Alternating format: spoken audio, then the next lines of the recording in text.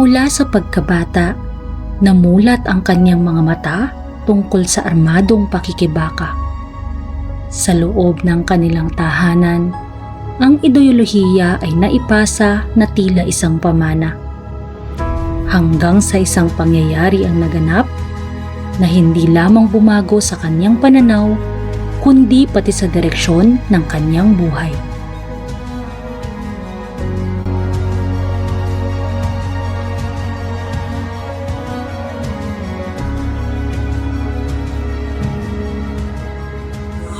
Ako si Mrs. Jeneline Dichoso, dating General Secretary ng Karapatan, Legal na Printy ng CPP-NPA-NDF. Ako ay nagmula sa isang magsasaka, maagap na naulila. Ang nagpalaki sa akin ay ang aking panganay na kapatid. Namulat ako na sila ay mga kasapi na ng Partido Komunista ng Pilipinas. Bilang isang ulila na walang maayos na pamilya at mga kapatid lang nagpapalaki.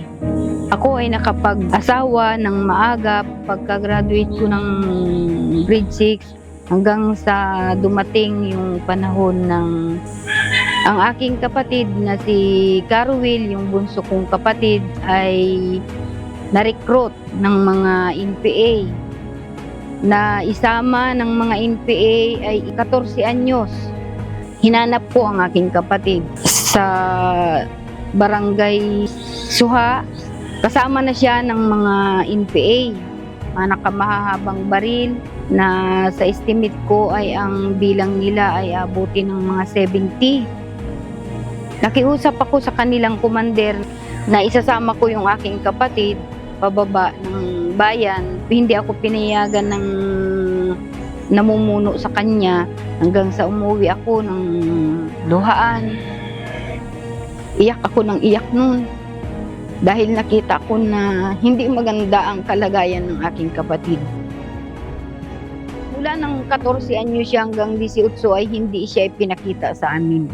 Itinago siya ng kilusan dahil malinaw sa kilusan na bawal magpa-full time ng minor de edad. Alam ng kilusan na ako ay naghahabol at ako yung hindi pa nila nare-recruit, hindi pa nila nakukuha ang aking loob. Kaya itinago nila ang aking kapatid na minor de edad. Inilitaw sila noong nasa tamang edad na. Ang sabi ng namumuno sa kanya ay may karapatan na magdesisyon yung bunso kong kapatid dahil nasa tamang edad na. Wala akong magawa noon dahil sila'y sandatahan. Kaya ang ginawa ko, bumaba na lamang ako ng bayan. Ngayon sa awa ko sa aking kapatid, doon nagsimula yung pagpapadala ng sari-saring mga pangangailangan nila, pagkain. Yun na yung naging daan na maging malapit ako doon sa kilusan. Nakakausap ako ng mga NPA, napakagaling nilang magpropaganda. Hanggang sa time na ginamit na rin nila ako. Una ay napapakisuyuan ako ng mga pamili-mili ng kanilang mga pangangailangan pag sila ay nandito sa bayan ng Lopez o Katanawan. Hanggang dun sa pagdaan na ng mga sundalo, ipinatala na sa akin yung mga alam kong headquarters o kampo ng mga sundalo, pinatala na rin sa akin.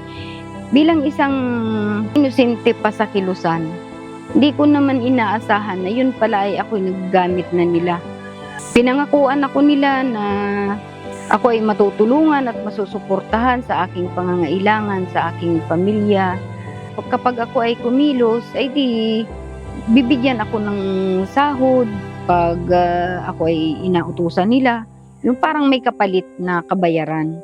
Ako naman ay walang maganda pang hanap buhay. Parang sinamantala ko rin naman yun na ako ay magkaroon ng kahit papaanong kita. Hanggang dun sa nahuli yung aking kapatid na NPA. Nahuli siya dyan sa bayan ng Makalilon sa 416. Ang ginawa naman ng Karapatan at saka Anak Pawis, nasa Anak Pawis ay si Jo Marciliana at ang nasa Karapatan naman noon ay si Darwin Bonrostro. Dumating sila sa bahay ko at ako ay sinundo dahil wala silang karapatan na makapunta ng mga munisipyo, police station, at saka mga kampo dahil ibang tao sila. Kapag ay yung may nahuhuli or may namamatay, sadyang hinahanap nila yung pamilya. Ako ang madali nilang natagpuan diyan sa bayan ng Katanawan sa Barangay Gis. Ako yung sinama-sama nila dun sa paghahanap dun sa kapatid ko nung mahuli. Hanggang sa yun ay napiyansahan nang makalaya yung kapatid ko, hindi na siya dinala doon sa aming bahay. Ang inaasahan ko, sa bahay ko siya dadalhin. Ang nangyari, pagdating namin ng Gumaka, may nagsundo na sa kanyang dalawang lalaki na nakatricycle at ang sabi ay may kakausap. At saka na lang, ipapatawag na lang ako kung yung kapatid ko ay asunduin o magkakausap kami. Hindi man lang kami nung nagkausap, anong nangyari sa kanya sa loob, anong desisyon niya. Dinala na yun nung dalawang lalaki. Pinatawag ako nung siguro mga 1 buwan ang tagal. Nalaman ko na lang ulit, nasa NPA na ulit siya. Yun, nung time na pinatawag ako, doon ako napropagandahan, lahat ng dapat na ikagalit ko ay sinabi sa akin. Na yun daw kapatid ko ay binugbog, lahat ng mga pang-torture, pagpapahirap. Yun ay pinupaganda sa akin ng mga NPA. Nilinaw nila sa akin yun para ako ay magalit, maghimagsik. Yun na yung pinagmulan ko ng galit sa ating gobyerno at saka sa mga kasundaluhan at kapulisan. Ang nakapagpalaya ay karapatan at saka yung anak pawis. Doon ako tumanaw ng malaking utang na loob sa anak pawis at karapatan dahil sa laking halaga nung naipiyansa doon sa kapatid ko na 300,000, parang doon ako natali na kikilos ako para naman ako ay makabawi doon sa pag-abyad nila sa aking kapatid. Yun yung pinagmulan ng pag-recruit at paghikayat sa aking kalooban. Tuloy-tuloy rin po yung pagkilos ko at ako ay full-time na nun. Ang pinakang matinding hinirap ko po sa kilusan ay dapat sa 1 taon ay hindi bababa sa 10 ang dapat na mapapa-NPA ko. Pamangkin ko, pinag-NPA ko po yun hanggang po sa namatay.